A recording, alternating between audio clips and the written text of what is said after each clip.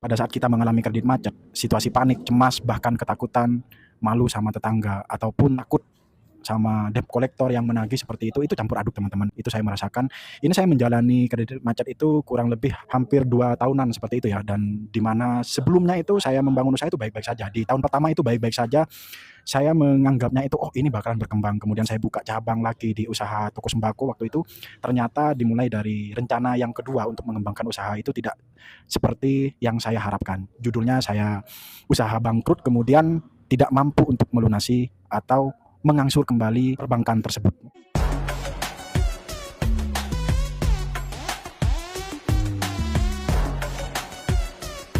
Selamat datang kembali di channel ini. Mudah-mudahan kalian yang saat ini sedang terlilit hutang dimudahkan kerjanya agar mampu melunasi hutangnya. Video kali ini saya membahas kembali seputar kredit macet dari sudut pandang nasabah. Tentunya sedari awal kemudian kita memberanikan diri untuk pinjam ke perbankan dalam hal untuk mengembangkan usaha. Namun membangun usaha tidaklah mudah, tidak hanya sebatas teori di mana kemudian segampang itu, bahkan hal-hal yang tidak diajarkan di teori itu terjadi. Dan lagi-lagi menurut saya, terlepas itu mempunyai ilmu dan tidak terkait dengan bisnis ataupun usaha dari segmen UMKM seperti itu, tentunya ada faktor keberuntungan. Kenapa saya berbicara seperti itu? Ada banyak teman-teman saya yang dimana modalnya itu berasal juga dari pinjaman KUR, dimana mereka berhasil bahkan bisa mengembangkan usahanya itu bercabang-cabang seperti itu. Dan kebetulan dulu saya bekerja di perbankan sebagai marketing KUR, juga ada banyak nasabah saya yang saya bantu, kemudian beliau bisa mengembangkan usahanya bahkan sampai bisa bangun rumah, kemudian membeli aset yang lain. Dan di mana dari fenomena itu, dari pengalaman itu, saya mencoba memberanikan diri untuk mencari keberuntungan dengan lewat UMKM, lewat usaha dengan modal pinjam ke perbankan. Namun fakta ataupun pengalaman yang saya alami, saya belum berhasil di bidang usaha. Intinya saya pinjam 50 juta, kemudian tenornya itu selama 3 tahun, dan saya hari ini masih mengalami kredit macet dan belum mampu untuk melunasi ataupun mengangsur seperti perjanjian sedari awal seperti itu. Nah, pertama-tama teman-teman, yang mau saya sharingkan, pada saat kita mengalami kredit macet, situasi panik, cemas, bahkan ketakutan, malu sama tetangga, ataupun takut sama debt collector yang menagih seperti itu campur aduk teman-teman. Itu saya merasakan. Ini saya menjalani kredit macet itu kurang lebih hampir 2 tahunan seperti itu ya. Dan dimana sebelumnya itu saya membangun usaha itu baik-baik saja. Di tahun pertama itu baik-baik saja, saya menganggapnya itu, "Oh, ini bakalan berkembang." Kemudian saya buka cabang lagi di usaha toko sembako waktu itu. Ternyata dimulai dari rencana yang kedua untuk mengembangkan usaha itu tidak seperti yang saya harapkan. Judulnya saya usaha bangkrut, kemudian tidak mampu untuk melunasi atau mengangsur kembali perbankan tersebut. Nah, yang mau saya sharingkan adalah meskipun sekarang saya mengalami kredit macet, namun tidak sedikit pun upaya untuk saya tidak mau bayar. Jadi kemauan ataupun niat untuk melunasi, membersihkan nama baik, terlepas itu nama baik ya, untuk melunasi hutang. Yang namanya hutang kan tetap hutang meskipun ke perbankan seperti itu. Niat untuk melunasi itu tetap ada. Namun fakta ataupun yang saya alami sekarang, jangankan untuk mau mengangsur, untuk bertahan hidup aja itu sudah alhamdulillah. Dan yang paling realistis pada saat kondisi saat ini adalah saya bisa bertahan hidup dulu. Meskipun sebetulnya membayar kewajiban itu juga eh, kewajiban ataupun dan harus seperti itu, karena itu tanggung jawab dari saya selaku yang sudah minjam uang ke perbankan. Namun ada terjemahan lain ataupun ada sudut pandang lain dari saya.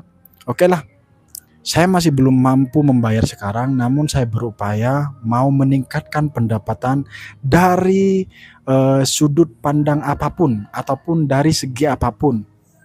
Sekarang saya masih bekerja dan di mana ya masih saya menganggapnya masih cukup untuk bertahan hidup aja.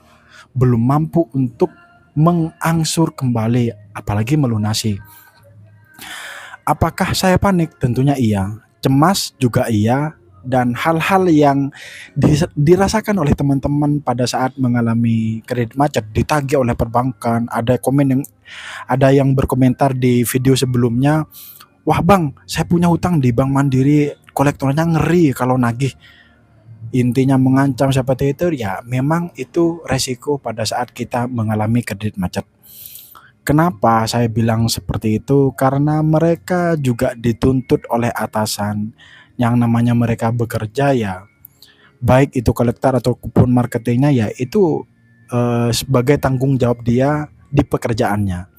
Namun yang perlu teman-teman ingat, pada saat situasi belum mampu untuk membayar hutang sekarang, upaya saya adalah saya mau fokus terhadap pendapatan yang bisa survive lagi, intinya yang bisa bangkit lagi. Seperti apa yang saya lakukan, yaitu saya fokus usaha yang bangkrut itu saya tinggalkan, kemudian saya bekerja lagi, dan di mana ya memang saya sekarang masih belum mampu untuk membayar itu.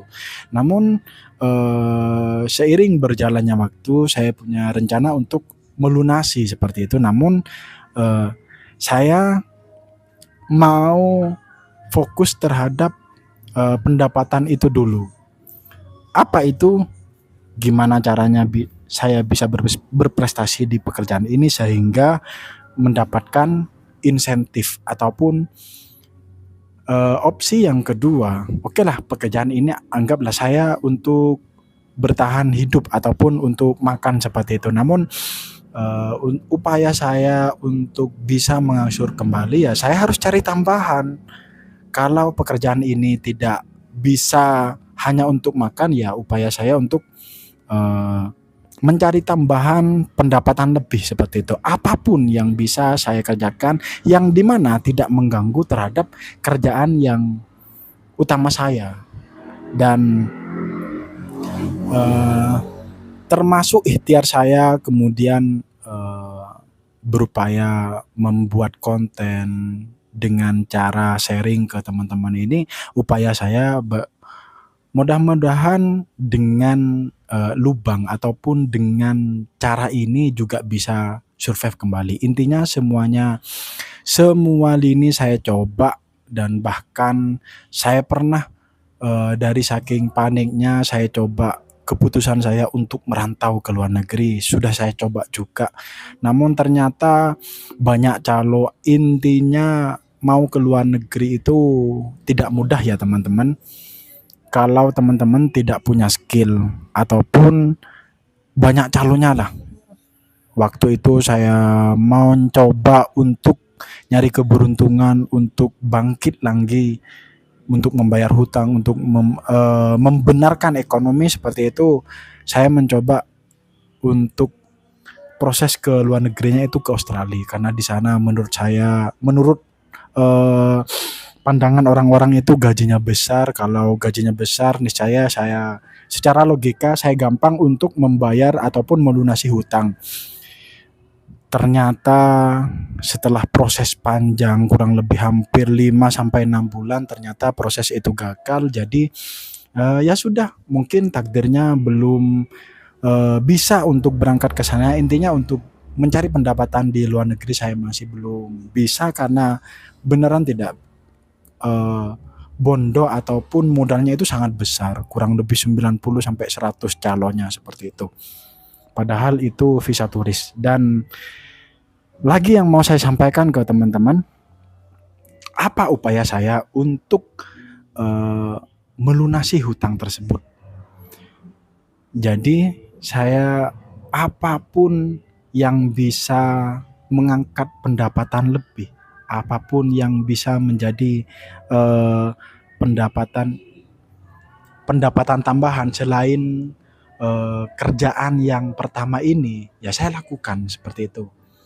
Dan sebetulnya kalau secara nominal itu sudut pandang saya punya hutang 50 juta itu pada saat saya masih bekerja di Bank Mandiri dengan situasi panik sekarang itu sebetulnya kecil ya, tapi yang namanya panik, keluarga juga tidak tenang seperti itu, akhirnya itu yang kemudian bisa bikin situasi tidak kondusif, sehingga rencana untuk agar cepat selesai, cepat keluar di masalah perhutangan ini ya selalu eksperimen seperti itu. Nah teman-teman, video ini saya berangkat dari pengalaman dan juga dari komentar dari teman-teman yang senasib mengalami pinjaman macet dan sekarang bingung. Percayalah teman-teman, solusi yang diberikan oleh perbankan itu adalah restrukturisasi kalau perbankannya mau. Kalau misalkan memang mentok, misalkan ada jaminan, ya dieksekusi untuk kemudian dilelang seperti itu. Nah, dari faktor internal yaitu ya kita harus survive kembali, kita harus bisa bangkit.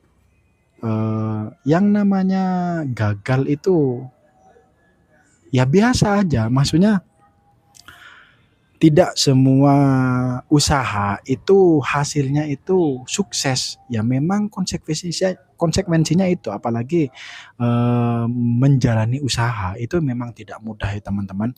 Maka dari itu teman-teman itu tidak sendirian, dan satu-satunya yang bisa melunasi hutangnya teman-teman adalah teman-teman sendiri, bukan pemerintah, bukan penghapusan program dari pemerintah. Itu sulit ya teman-teman.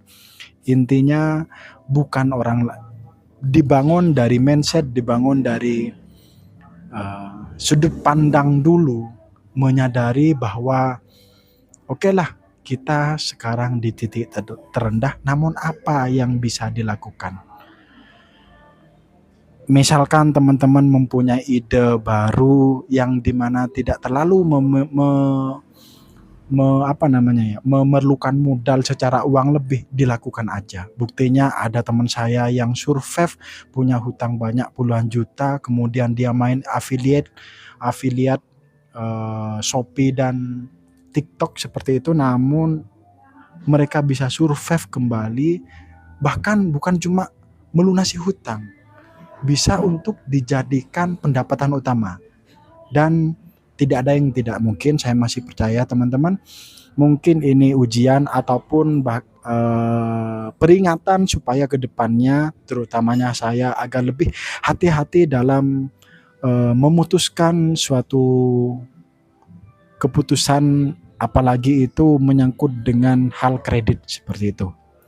Terakhir, bagi teman-teman yang saat ini seperjuangan mengalami kredit macet, berjuang untuk melunasi hutangnya, semoga diberikan kesehatan pertama, yang kedua diberikan kelancaran apapun, baik masih bertahan di usaha yang lama ataupun sekarang sudah beralih ke usaha yang lain, semoga dimudahkan dan mampu segera melunasi hutangnya. Sekian video kali ini, mudah-mudahan menjadi teman